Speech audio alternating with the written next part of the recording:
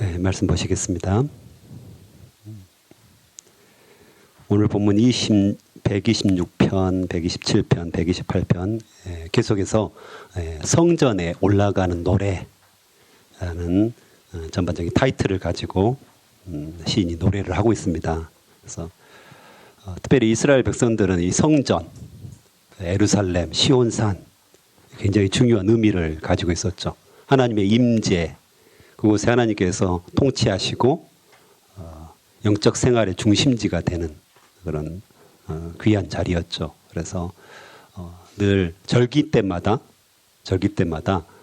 모든 이스라엘의 백성들이 함께 이 성전에 나와서 하나님 중심으로 신앙생활을 했던 그 모습입니다. 그래서 이 성전에 올라가는 노래는 굉장히 중요한 의미가 됩니다.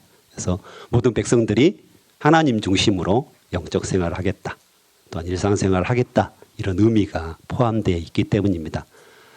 오늘날도 우리 안에 예수 그리스도가 계심으로 말미암아서 우리가 성전된 사람이 되었잖아요. 그래서 우리가 늘 예수 그리스도를 의식하고 그분의 말씀에 따라 순종하는 그 자체가 바로 성전에 올라가는 노래가 됩니다.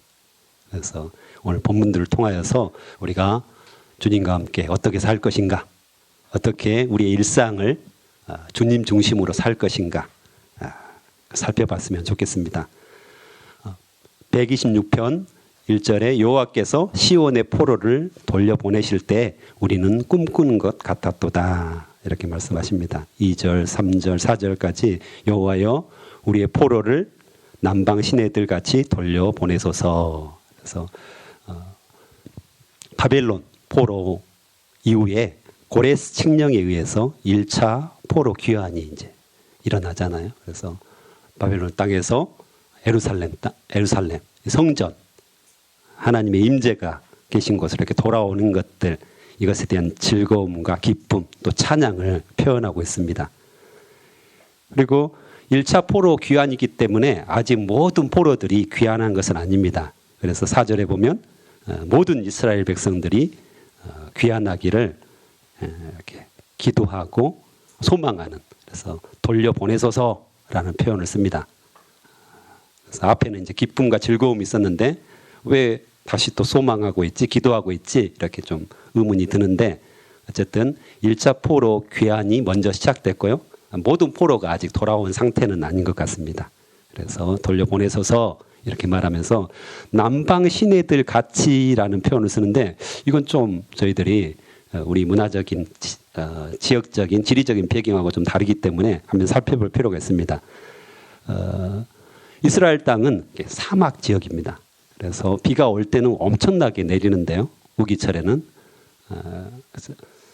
건기철에는 비가 전혀 오지 않습니다. 그래서 시내라는 것이, 냇가라는 것이, 강이라는 것이 건기철에는 말라 있습니다.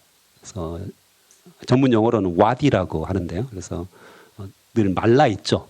그냥 물길만 보입니다. 물은 없습니다. 그런데 건기가 지나고 우기가 시작되면 비가 엄청나게 쏟아지면서 그 엄청난 급류가 생깁니다. 우리가 상상하지 못한 엄청난 물이 쏟아진다는 거죠. 갑자기. 왜냐하면 나무도 없고 이렇게 비를 흡수할 만한 땅이 아니기 때문에 그냥 내리는 족족 시내로 흘러 내려갑니다. 그래서 뭐 흙하고 물하고 섞여가지고 엄청난 양의 이렇게 물들이 쏟아지는 거죠. 그래서 남방 시내들 같이라는 표현은 갑작스럽고 빠른 변화, 이런 걸 표현합니다. 그래서 갑자기 물이 엄청나게 불어났다는 거죠. 그래서 갑자기 빠르게 일어난 일들에 대해서 남방 시내들 같이라는 표현을 씁니다. 그래서 여호와여 우리의 포로들을 갑자기 빠르게 하나님의 뜻대로 돌려보내소서, 이렇게 간절히 소망을 담아서 지금 기도를 하고 있는 모습입니다. 그래서 황량한 광야를, 또한 사막을 바꾸듯이 지금 너무 고통스럽습니다. 포로 생활. 이제 거의 막판인데, 70년 다 차서 거의 막판인데 너무 고통스럽습니다.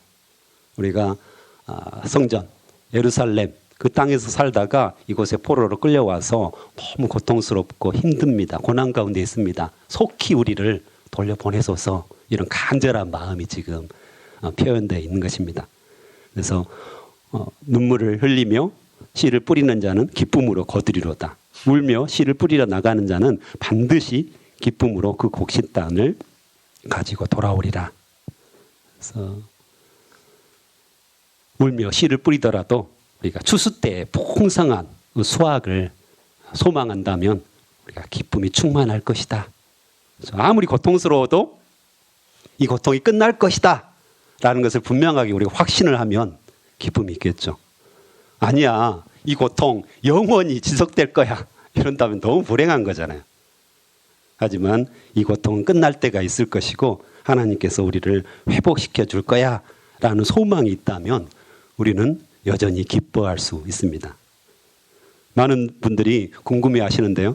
저 이사했습니다. 네, 이사했습니다. 네, 중보기도 해주셔서 감사합니다. 그래서 일주일 만에 극적으로 이사를 했고 보증금도 받았습니다. 그래서 그 과정 중에서 저희 가정의 이제 믿음 다시 한번 점검해 볼 수 있었고요. 여러 가지 이제 저희가 교훈들을 받았습니다. 그래서 물론 보증금 저희가 이제 후원으로 늘 살아왔던 선교사기 때문에 없어도 삽니다. 또 주시면 필요한 것들 사고 살았습니다. 그래서 크게 문제될 것은 없는데 하나님께서 주시는 마음이 있더라고요. 그때.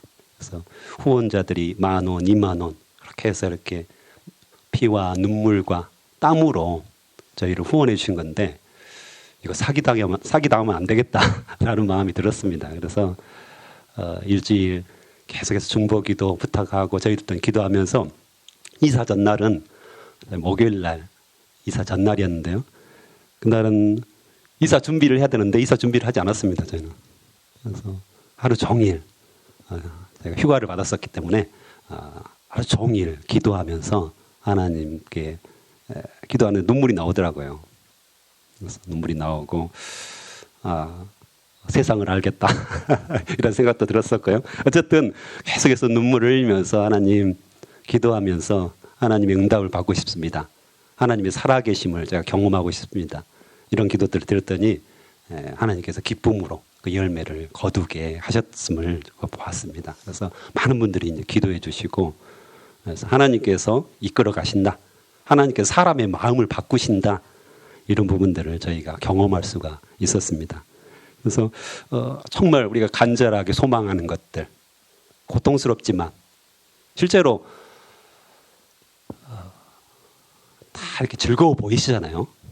왜 이렇게 다 즐거워 보이시죠? 다 기뻐하시는 것 같아요. 근데 자세히 살펴보면 우리 집안도 그렇고 나도 그렇고 근데 다른 사람도 그렇고 다른 사람 집안도 그렇고 아픔이 없는 곳이 없더라고요. 고통스럽지 않는 고난 가운데 있지 않는 사람이 없다는 겁니다. 우리의 인생을 길게 보면 수많은 일들이 우리 안에 일어나는 거죠. 그런 어떤 어려움 속에서 우리가 하나님께서 하실 거야. 하나님이 다 하신다. 이 고통 중에서 우리를 건져내시는 분이 하나님이시다. 우리가 울며 주님 앞에 온전하게 하나님만 의지할 때 하나님께서 열매를 주시고 기쁨을 주실 것이다. 라는 소망과 믿음을 가지고 우리가 하나님께 나아간다면 하나님께서 역사하실 거라는 사실입니다. 그래서 지금 나름대로 다 울면서 기도하는 제목들이 있으시잖아요. 오늘 새벽에 하나님께서는 그 기도를 들으십니다. 그래서 기쁨으로 열매를 맺게 하실 거라고 확신합니다.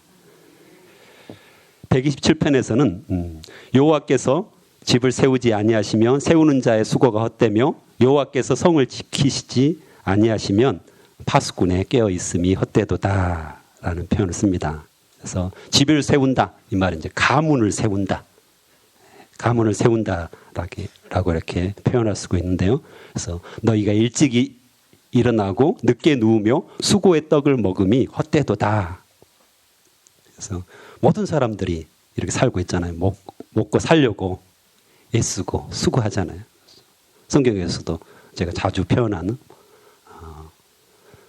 먹고 마시고 장가 들고 시집 가고 노아의 때처럼 많은 사람들이 당장 지금 홍수로 세상이 멸해지는데도 불구하고 여전히 먹고 마시고 시집가고 장가가고 이것에 사람들이 몰두하고 있다는 것입니다.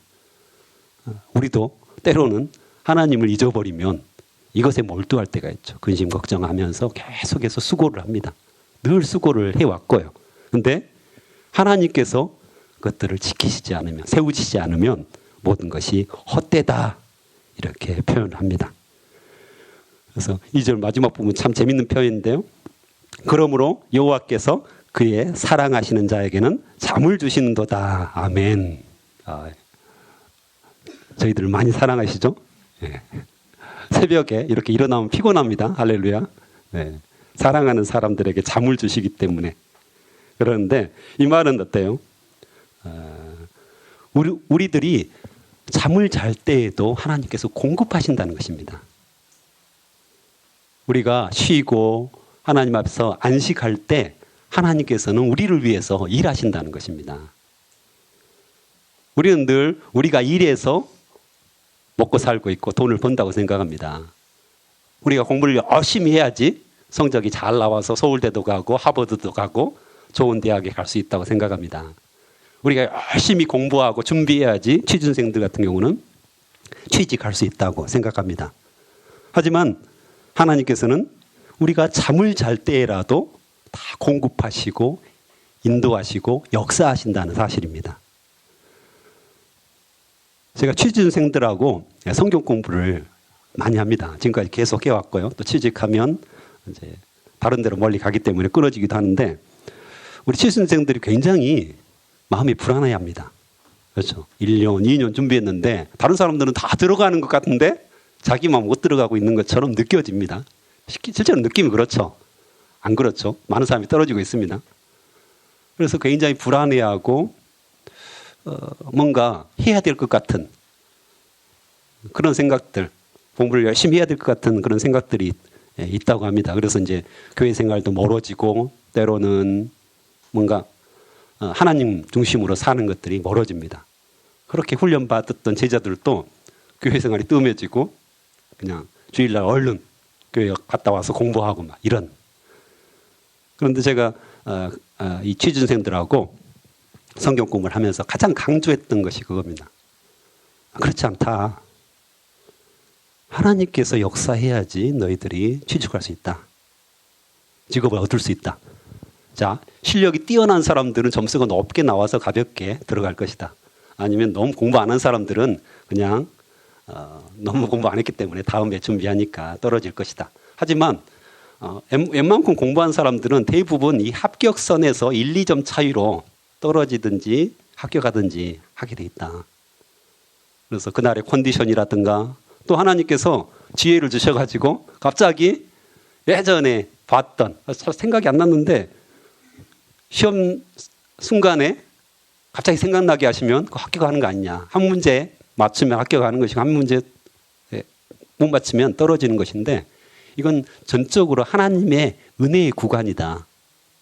그래서 정말 우리가 하나님께 기도하고 매어 달리고 내가 그 직업을 통해서 이 직장을 통해서 하나님과 어떻게 동행할 것인가를 꿈꾸고 소망하면 하나님께서 지혜와 명철을 주시고 또 좋은 컨디션을 주시고 감기도 안 걸리게 하시고 기억력을 더하셔서 한두 문제 맞추면 우리가 충분히 합격할 수 있다. 이걸 계속해서 나누고 강조하고 그래서 우리가 말씀 보고 기도하고 하나님 중심으로 하나님께서 역사하시는 그 구간에서 우리가 살아야 된다라고 강조했더니 많은 지체들이 지금 취직을 다 했습니다. 그래서 늘 더 이렇게 보내고 저는 또 새로운 취준생들, 졸업생들 받아서 이렇게 또 함께 성경 공부하고 있는데 똑같습니다. 오늘 그 말씀을 하시는 거죠. 그래서 하나님께서 하시지 않으면 우리의 모든 수고가 헛되고 모든 것들이 헛되다고 이야기합니다. 우리 열심히 일해서 먹고 사는 것 같지만 하나님께서 하시지 않으면 그 모든 것들이 헛되다라고 이야기합니다. 그리고 3절부터는 자식에 관한 이야기들을 하는데요. 자식에 관한 이야기들을 하는데 젊은 자의 자식은 장사의 수중에 화살 같다. 그래서 무기와 같다. 활은 그대로부터 최고의 무기 중에 하나였잖아요. 멀리서 적을 공격해서 제압할 수 있는. 그래서 이 화살통에 화살이 많은, 자식들이 많은 사람은 복되다 이렇게 이야기하죠. 그래서 성문에서 그들의 원수와 담판할 때 수치를 당하지 아니하리로다 이렇게 합니다. 성문은 그 당시에 이제 재판하는 장소고요, 상거래하는 장소고요, 또 적들이 성문을 통해서 가장 많이 공격을 하는 거죠. 성문을 무너뜨리면 그 성을 정복할 수 있으니까요. 그래서 그 원수들을 무찌르는데 자녀들이 이렇게 귀하게 사용된다 이렇게 이야기합니다. 그래서 부모는 자녀들을 어떻게 길러야 될 것인가, 하나님의 뜻대로 잘 지도해야 되는 거죠. 하나님의 말씀대로 잘 지도하고, 이 자녀들은 세상의 문화를 따르기보다는 자신들과 가정을 공격하는 그 악한 세력과 원수들을 제압할 수 있도록 훈련받고 교육받고 지도를 받아야 된다는 것입니다. 그래서 이제 우리 교회에서도 학가다, 또 말씀, 큐티 이것들을 강조하잖아요. 굉장히 중요합니다. 근데 자녀들을 그렇게 기르기에 참 어렵다는 생각을 합니다. 저도 목사지만 쉽지 않다. 꿀송이처럼 달고 이 말씀을 자녀들에게 전수하기가 참 어렵다. 나는 그렇게 느껴지고 늘 말씀 보면 꿀송이처럼 단데 아들하고 딸은 안 그런 것 같습니다. 그래서 늘 기도가 됩니다. 주님, 아들, 딸이 정말 말씀을 볼 때 꿀송이처럼 달콤하여서 늘 찾고 또 찾으며 그 말씀대로 순종하게 도와주시옵소서. 다 자녀들을 길러보셨잖아요. 자녀들에게 이 말씀을 가르치기가 너무 어렵다는 사실을 우리는 다 알고 있습니다. 지금도 보면 예수 그리스도를 인격적으로 만나지 않아서 자녀들 중에서 또 자꾸 세상이 좋아서 나아가는 아이들, 이런 아이들이 있지 않습니까? 특별히 이제 고3들 이제 대학에 올라가는 시점에 많은 아이들이 교회를 떠나기도 한다고 제가 말씀드렸는데, 그때마다 우리가 눈물로 기도하면서 정말 하나님께서 은혜를 주시도록, 하나님께서 우리 가문을 세워주시옵소서, 은혜를 주시옵소서, 이 자녀들 경건하게 키우게 도와주시옵소서, 하나님 말씀만 바라보면서 온전하게 생활할 수 있는 그런 자들이 되게 도와주시옵소서. 이것이 얼마나 필요한가 늘 절감을 합니다. 저도. 그래서 우리 오늘 새벽을 통하여서 이런 무릎이 있었으면 좋겠습니다. 주님께서 우리 자녀들 경건한 하나님의 말씀을 따라 온전하게 순종하는 자들 되게 도와주시옵소서. 혹시 제 안에 회개해야 될 것들이 있다면, 저의 삶의 모습 중에서 잘못 보여지는 모습이 있다면 주님, 제가 회개합니다. 긍휼히 여겨주시옵소서. 불쌍히 여겨주시옵소서. 늦지 않았습니다. 늦지 않았습니다. 우리가 무릎 꿇을 때 하나님께서는 사람의 마음을 바꾸시는 분입니다. 우리 자녀들의 마음을 바꾸시고 그들을 온전하게 돌아오게 하실 것입니다. 또한 128편에서는 여호와를 경외하며 그의 길을 걷는 자마다 복이 있도다. 할렐루야. 네, 복이 있다고 말합니다. 그래서 경외한다는 것은 자신의 한계를 인정하는 것입니다. 그래서 하나님을 향한 온전한 신뢰와 존경을 가지고 거룩한 두려움, 두렵고 떨림으로 주님 앞에 서는 것입니다. 전능하신 하나님 앞에 우리가 완전하게 무릎 꿇고 두렵고 떨림으로 주님 앞에 서는 것입니다. 2절에 보면 127편의 2절, 그 전편의 2절들과 좀 반대되는 이야기를 합니다. 내가 내 손에 수고한 대로 먹을 것이라. 내가 복되고 형통하리로다. 아멘. 그 127편에서는 수고의 떡을 먹음이 헛되도다 이렇게 이야기했는데, 여기는 수고한 대로 먹을 거라고 이야기합니다. 하나님을 경외하고 하나님 중심으로 사는 사람, 하나님 중심으로 온전하게 생활을 하는 사람은 우리가 수고한 대로 먹는다고 합니다. 할렐루야. 이게 참 어려운 일이잖아요. 수고한 대로 먹는다. 이게 참 어려운 일이고 복된 일이라는 생각들이 때로는 듭니다. 그래서 내가 열심히 수고했을 때 하나님께서 복을 주시고 형통하게 하신다면 그보다 복된 일이 어디 있을까요? 네. 그래서 하나님을 경외하고 두렵고 떨림으로. 이 말은 이제 반대말은 뭘까요? 하나님을 무시한다는 것입니다. 많은 사람들이 하나님을 무시합니다. 뭐 넌크리스찬들이야 뭐 기독교라고. 기독이 뭡니까? 크라이스트 그렇죠? 예수 그리스도잖아요. 예수 그리스도를 막 욕하는 사람들, 그렇죠? 하나님을 무시하고 예수님을 무시하는 사람들 많은데요. 하나님을 경외하지 않는 거죠. 하지만 우리 그리스도인들도 하나님을 무시합니다. 왜 무시할까요? 말씀대로 살지 않으면 무시하는 거죠. 하나님께서 말씀하셨는데 그대로 살지 않습니다. 하나님 말씀 무시하고 나의 경험, 내가 생각하는 거, 나의 지혜, 나의 명철, 내 생각대로 늘 생활할 때가 참 많다는 것입니다. 하나님 생각은 무시하고 하나님 뜻은 무시하고 나의 욕심에 이끌려서 그렇게 생활하는 거, 이것도 하나님을 경외하지 않는 거라고 성경은 이야기를 하고 있습니다. 그래서 하나님을 경외하면 3절에 보면 내 집 안방에 있는 내 아내는 결실한 포도나무 같으며 내 식탁에 둘러앉은 자식들은 어린 감람나무 같으리로다. 아멘. 그래서 포도나무는 이 사막 지역, 특별히 이제 팔레스타인은 석회암 지역입니다. 그래서 우물에서 물을 찾기도 힘들 뿐만 아니라요, 우물을 파도 대부분 석회암이 섞여 있어서 그냥 마시기에는 굉장히 부적절한 그런 물들입니다. 그래서 이 포도주, 그래서 음료가 되고요. 또 가뭄이 들어도 그 전에 포도주를 많이 담아 놓으면 가뭄 때 이렇게 음료처럼 마실 수 있어서 굉장히 유용합니다. 근데 이제 포도나무는 열매 위에는 쓸 것이 없죠. 뭐 이거 장작으로 쓰겠습니까? 뭐 먹재로 쓰겠습니까? 뭐 쓸만한 것이 없습니다. 포도나무, 포도주 이거 외에는 또 이제 건포도 만들어서 식량으로도 쓰이는데요. 어쨌든 포도나무가 굉장히 유용합니다. 그리고 감람나무는 훨씬 더 유용합니다. 이 감람나무는 모든 것이 쓸모 있는 것입니다. 이 감람나무가 이제 수백 년, 수천 년까지도 되게 산다고 합니다.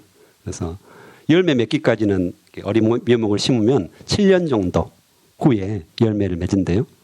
1년에 장성한 이 감람나무는 0.5톤의 이 감람 열매, 그러니까 기름을 짤 수가 있답니다. 그래서 이 짠 기름으로는 요리도 쓸 수 있고요.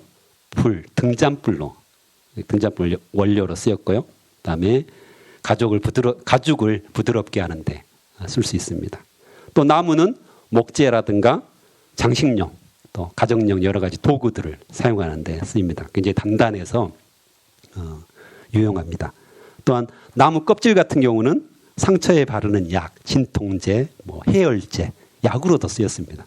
감람나무는 거의 버릴 것이 없을 정도로 귀하게 사용되었던 것입니다. 그래서 하나님을 경외하고 하나님을 온전히 두렵고 떨림으로 나아갔을 때 이 포도나무처럼 감람나무처럼 우리 가문이 온전하게 서고 번성한다고 성경은 분명하게 이야기하고 있습니다. 그래서 우리의 중심이 늘 하나님께 있어야 합니다. 하나님을 두렵고 떨림으로 경외함으로 주님 앞에 무릎을 꿇어야 된다고 성경은 이야기합니다. 하나님을 무시하고 하나님을 멀리했을 때 우리는 복을 받지 못하고 형통하지 못한다고 성경은 이야기를 하고 있습니다. 그래서 오늘 새벽을 통하여서 하나님을 더 가까이 이 성전 중심으로 성전에 올라가는 노래를 통해서 성전 중심으로 살기를 원했던 이스라엘 사람들처럼 우리도 내 안에 살아계신 예수 그리스도, 당신의 말씀을 듣고 당신 말씀대로 순종하고 늘 어디에 있든지 주님을 생각하고 주님의 뜻을 생각하고 주님과 함께 동행하는 삶을 살게 도와주시옵소서. 자꾸 세상이 저를 유혹해서 이리 기웃 저리 기웃 내 시선을 분산시키는데 저는 오직 주님께만 초점을 맞추겠습니다. 주님만을 의지하겠습니다. 주님, 저의 기도를 들어주시옵소서. 이 기도가 터져 나왔으면 좋겠습니다. 하나님은 살아계십니다. 역사하십니다. 우리 기도에 응답하십니다. 하나님 중심으로 사는 사람, 그 사람들에게 반드시 복을 주신다고 말씀하십니다. 기쁨으로 그 열매를 맺게 하시겠다 말씀하십니다. 그것을 기억하고 함께 기도하겠습니다.